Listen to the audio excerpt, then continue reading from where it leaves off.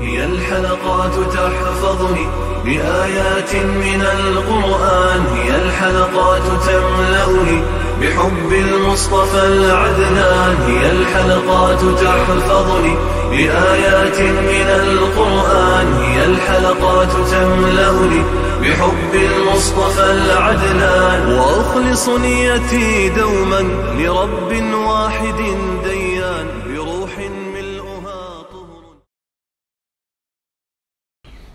Sure Mü'minun tefsiri 101. ayetten başlayıp okuyayım inşallah. Bismillah, elhamdülillah ve salatu ve selam ala Resulillah ve ala alihi ve sahbihi ve sellem. Esselamu aleyküm ve rahmetullahi ve berekatuhu. Tüvendi dehtanlığa İbn Kesir Rahimullah'ın Kur'an-ı Kerim tefsiri Uygurca tercümesi Sure Mü'minun 101. ayetinden başlayıp okuyayım inşallah. Ben de Euzubillahimineşşeytanirracim.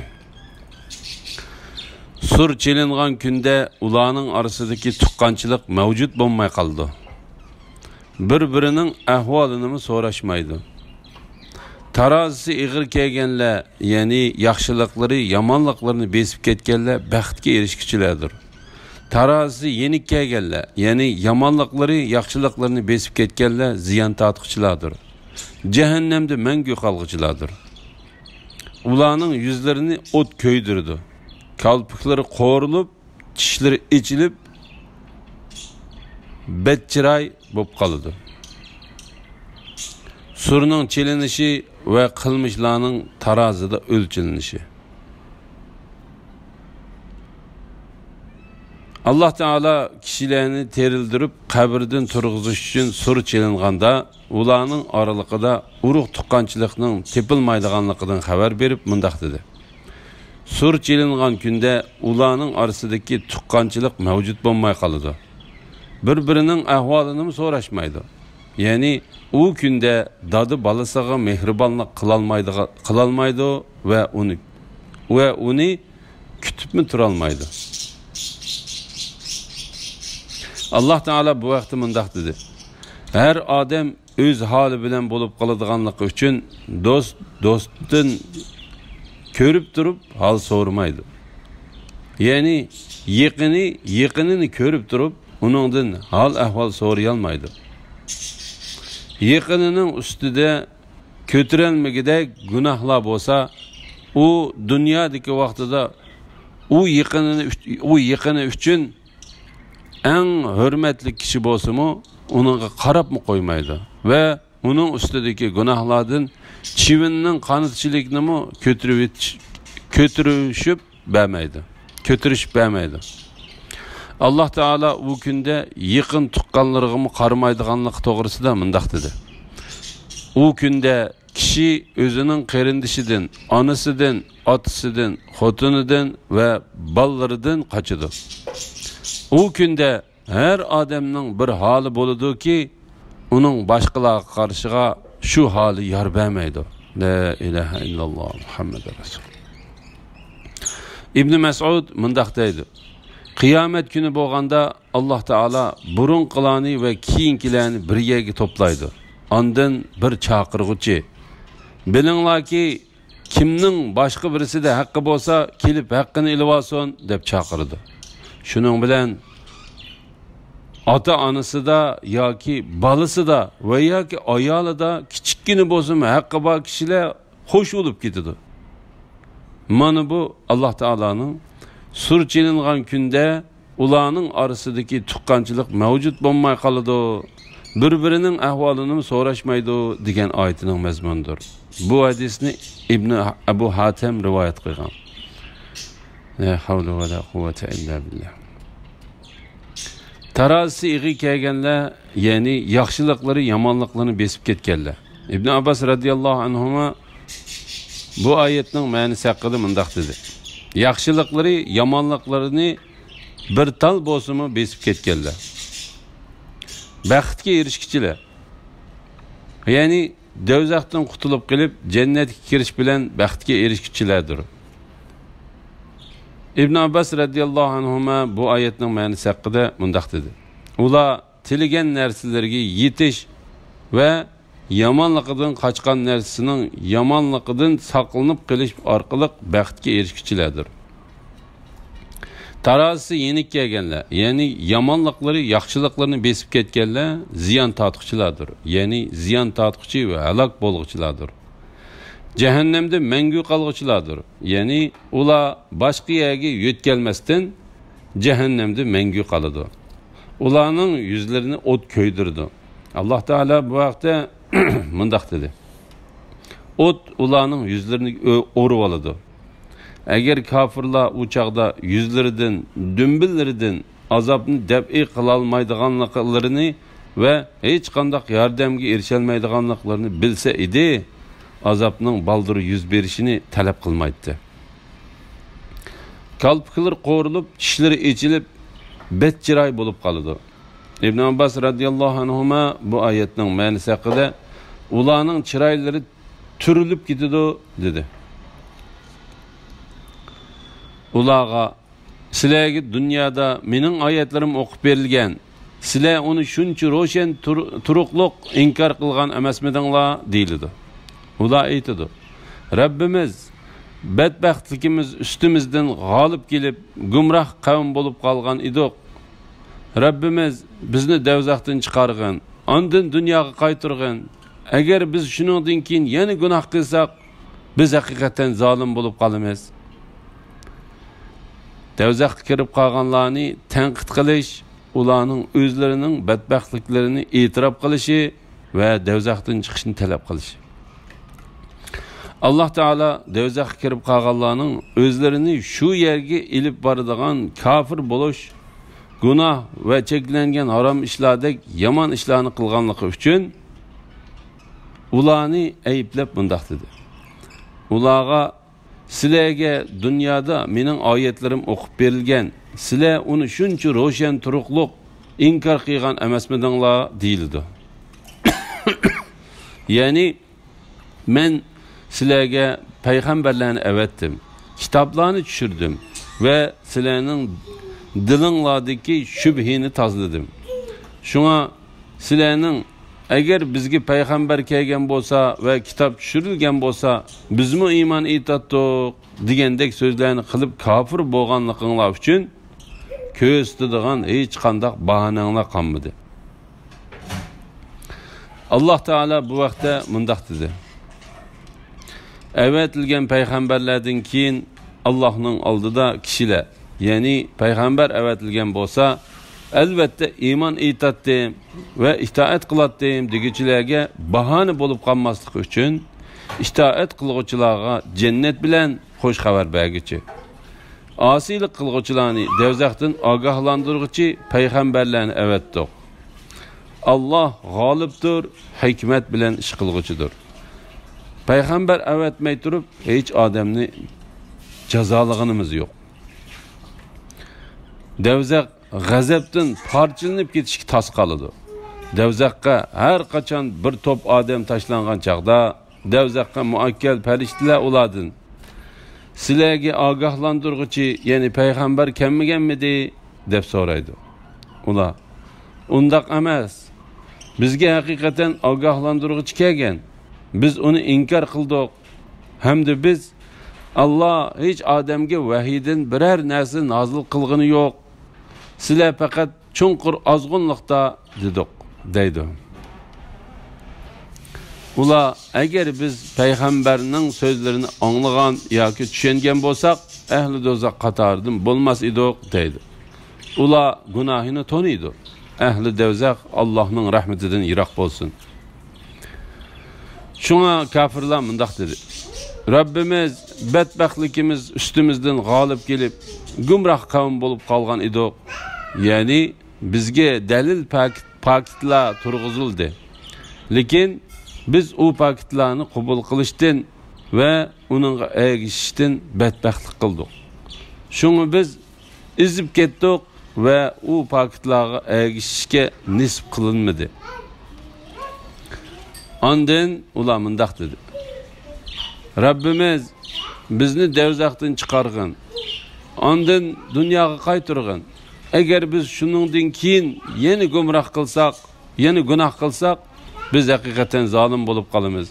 Yani dünyaya qaytırgın. Eğer biz burun kılgan günah işlerini yeni kılışka qaytsak, o çağda biz senin cezalışınga haqlıq bolgan, zalimlardan bolgan bolumuz. Allah Teala ularning dunyoga qaytishini talab qildiganligini bayon qilib mundaq dedi. Biz gunohimizga iqror qildik. Endi chiqish yo'li teping. Endi chiqish yo'li tepilarmi? deydi. Bu shuning uchundirki, sizlar Allohni bir deb bilishga chaqirilganda buni inkor qildinglar. Agar Allohga shirik keltirilsa, ya'ni Lat, Uzza qatorliq butlarga cho'qinishga chaqirilsanglar, uni tasdiq qilasizlar. Ya'ni ularning ilohligini e'tirof qilasizlar. Hukm yuksak, buyuk Allohga xosdir. Ya'ni sizlarning dunyoga qaytishinglar uchun yo'l yo'q. Chunki mu'minlar Alloh taoloni bir deb tug'an chaqda, bir deb tonigan chaqda sizlar uning shirik keltirdinglar.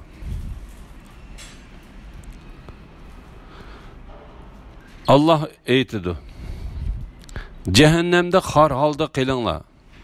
Üstünlardan azabning ko'tarilib ketishi haqida menga söz açmanglar. Şübhisiz ki bendilerimden bir türküm kişiler Rabbimiz biz iman etdik, bizge mağfiret qilgin, bizge rahim qilgin, sen bolsan en rahim qilguvchisan deydi. Ularni mesxir qildinglar. Hatta ular sizlarga mening zikrimni unutildirdi.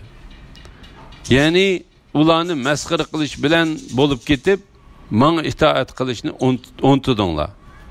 Sizlar ulardan kulatdinglar. Sizlardan yetgan aziyatlarga sabr qilganliklari uchun men ularni bugun mukofotladim. Ular haqiqatan maqsadga erishguchilardir. Allah Teala'nın kafirlarga bergan javobi. Allah Teala devzaqdan chiqarilib dunyoga qaytishni talab qilgan kafirlarga javob berib mundaq dedi: Cehennemde xar halda qilinglar. Ya'ni sizlar cehennemde izilgan ve xarlangan halda qilinglar. Üstünlardan azabning ko'tarilib ketishi haqida menga söz açmanglar. Ya'ni sizlar bu savolni qayta so'ramanglar. Chunki menda bu savolinglarga qarta beriladigan javob yo'q. Bu savolinglarga qarta beradigan javob yo'q. Cehennemde xar halda qilinglar. Üstünlardan azabning ko'tarilib ketishi haqida menga söz açmanglar. Avfi bu oyatning ma'nosi haqida İbn Abbas radıyallahu anhumanın mundaq deganligini rivoyat qildi. Bu kafirlar Allah Teala'ga deydigan sözlerini deb bo'lgandan keyin Allah Teala'nın ularga bergan javobidir. İbn Abu Hatem Abdullah ibn Amr'ning mundaq deganligini rivoyat qildi. Devzihi bo'lganlar devzaqqa vakil farishtani chaqirdi. Farishta ularga 40 yil javob bermay, keyin sizlar azobda cho'qim qolasizlar degan javobni berdi. Allah Teala'nın nomi bilan qasam qilamanki, ularning faryod qilib chaqirgan chaqiriqi farishtaning oldida hech e'tiborga ilinmaydi. La ilaha illalloh Muhammad rasul. Ondan ular Rabbi bo'lgan Allah Teala'ni chaqirib mundaq deydi: Rabbimiz bedbaxtligimiz üstümüzden g'olib kelib, gumroh qavm bo'lib qolgan edik. Rabbimiz bizni devzaqdan chiqargin, ondan dunyoga qaytirgin. Agar biz shuningdan keyin yana gunoh qilsak, biz haqiqatan zolim bo'lib qolamiz. Ularga dunyo umrining ikki essisiga to'g'ri kelgidek vaqt o'tkicha javob berilmay, keyin cehennemde xar halda qilinglar, üstünlardan azabning ko'tarilib ketishi haqidagi menga söz haqida söz açmanglar, menga söz açmanglar degan javob berildi. Allah Teala'nın nomi bilan qasam qilamanki, shuningdan keyin ular Allah Teala'dan bir narsa tilash uchun og'zini midiltolmaydi. Ular cehennemde fakat eşek ağrıgandek tovlab nalı feryatla çekidi. Ondan Allah Taala ularning dunyoda o'tkazgan gunohlarini, ularning Allah Taalaning mu'min va yaqin bandalarini mazaq qilganligini ularga eslatib mundaq dedi.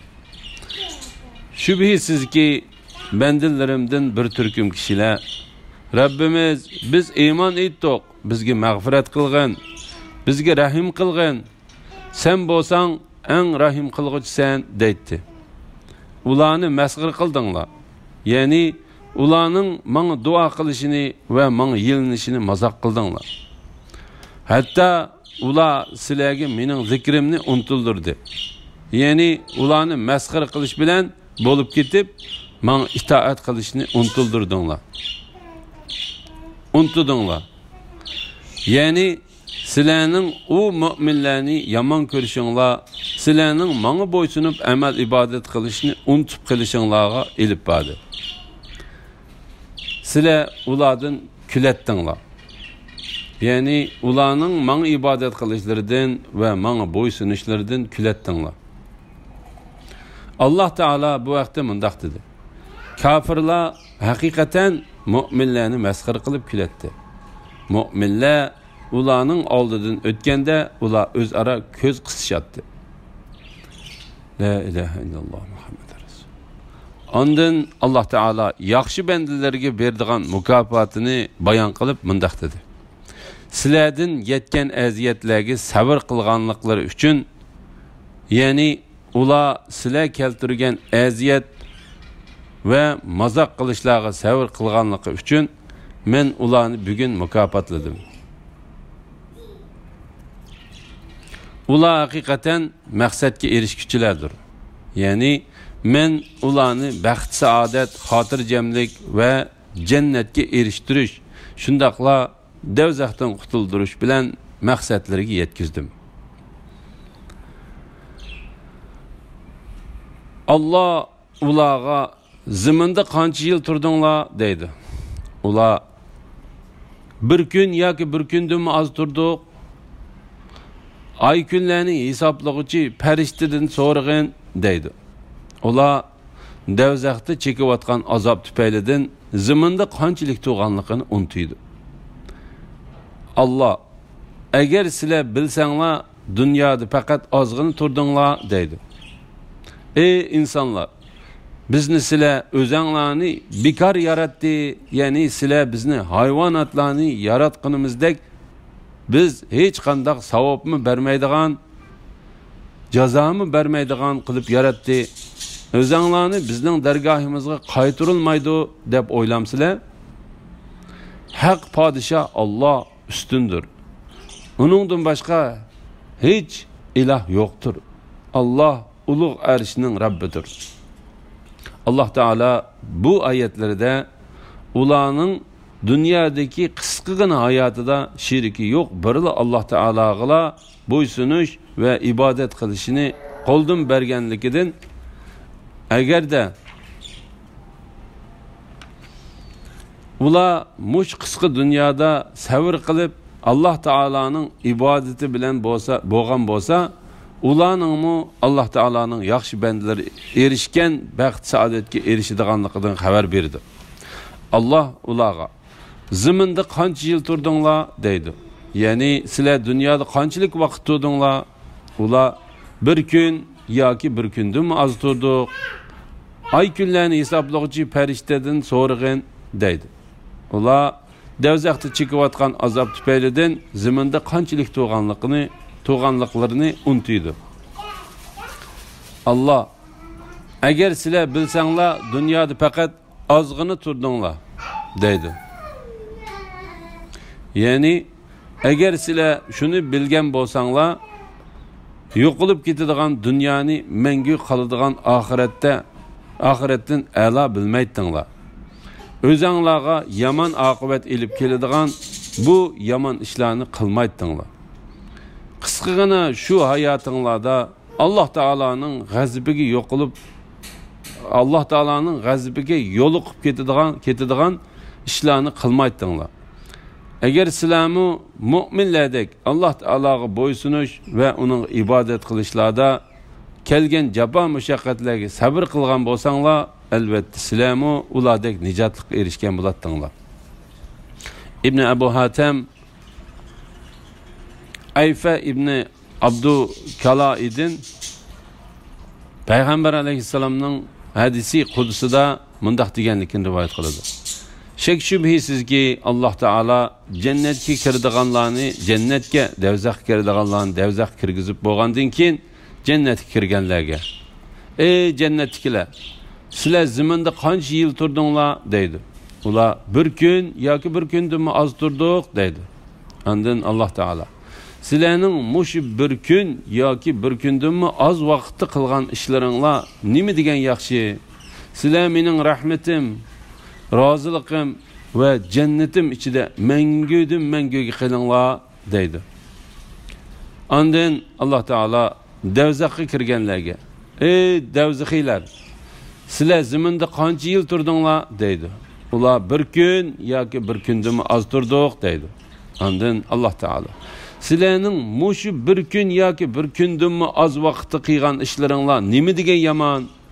Sizlar mening devzaqim va g'azabim ichida mangudan manguga qilinglar" deydi. La ilaha illalloh Muhammad Rasululloh. Allah Taola'nın bendilerini bekarga yaratmaganlık. Ey insanlar, bizni sizlar o'zinglarni bekar yaratdi. Yani sizlar bizni hayvanlarni yaratganimizdek biz hech qanday savobni bermaydigan, jazoni bermaydigan qilib yaratdi. O'zinglarni bizning dargohimizga qaytarilmaydi deb o'ylamsizlar. Yani sizlar o'zinglarni hech qanday bir maqsadsiz, g'oyasiz ve hikmetsiz bekarga yaratilib qoldik deb o'ylamsizlar.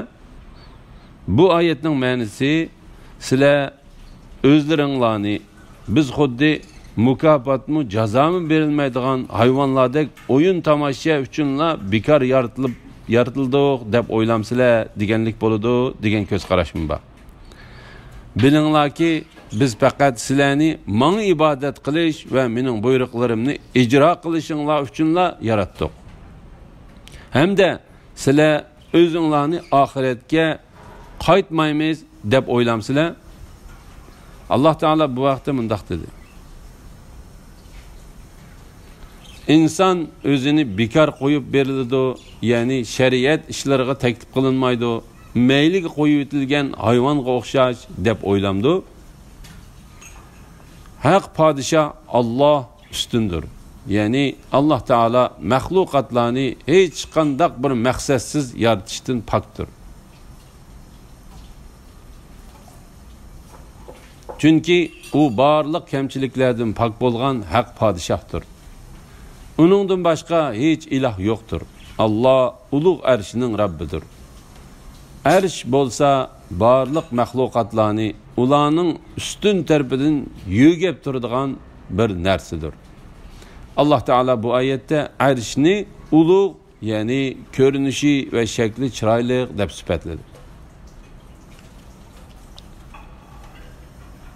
Kimiki hech qanday dalili bo'lmagan holda Allohga qo'shib yana bir ma'budga ibodat qiladi ekan, Robbining dargohida hisob beradi. Kafirlar haqiqatan nijot topmaydi. Rabbim mag'firat qilgin, rahim qilgin. Sen rahim qilguvchilarning yaxshisisan degan. Allah Taolaga şirk keltirishning eng ig'ir gunoh ekanligi va mushriklikning nijot topolmaydiganlik. Allah Taala o'ziga shirk keltirgan, Allah Taolaga boshqa birisini qo'shib ibodat qilgan kishilarga tahdid silib va Allah Taolaga shirk keltirganlarning shirk keltirishida hech qanday asosi yo'qligini bayon qilib mundaq dedi: Kimiki hech qanday dalili bo'lmagan holda Allohga qo'shib yana bir ma'budga ibodat qiladigan, Robbining dargohida hisob berdi. Yani Allah Taala buning hisobini oladi. Kafirlar haqiqatan nijot topmaydi. Yani qiyomat kuni kafirlarga qutulish ve nicatlıkka erishish yo'li yo'qdir. Rabbim mağfiret qilgin, rahim qilgin. Sen rahim qilg'uvchilarning yaxshisisan degan. Ya'ni bu Allah Teala'nın Peygamber Aleyhisselam'a onun Allah Teala'dan özünün günahlarını keçirişini, günahlarını kişilerinin gözlerinden mehbi tutuşunu, özünü doğru söz ve doğru iş kılışta utuqluq qilishini tileşki kılgan bir tavsiyesidir. Elhamdülillah. Allah Teala'ya minglarcha şükür olsun. Şunun bilen Mü'minun suresinin tefsiri tügidi. Kelar qitimda Sure Nur 1. ayetinden başlap o'qishni davomlashtiramiz inşallah. Ve sallallahu ala Muhammed ve ala alihi ve sahbihi ecmaîn. Esselamu aleyküm ve rahmetullahi ve berekatuhu.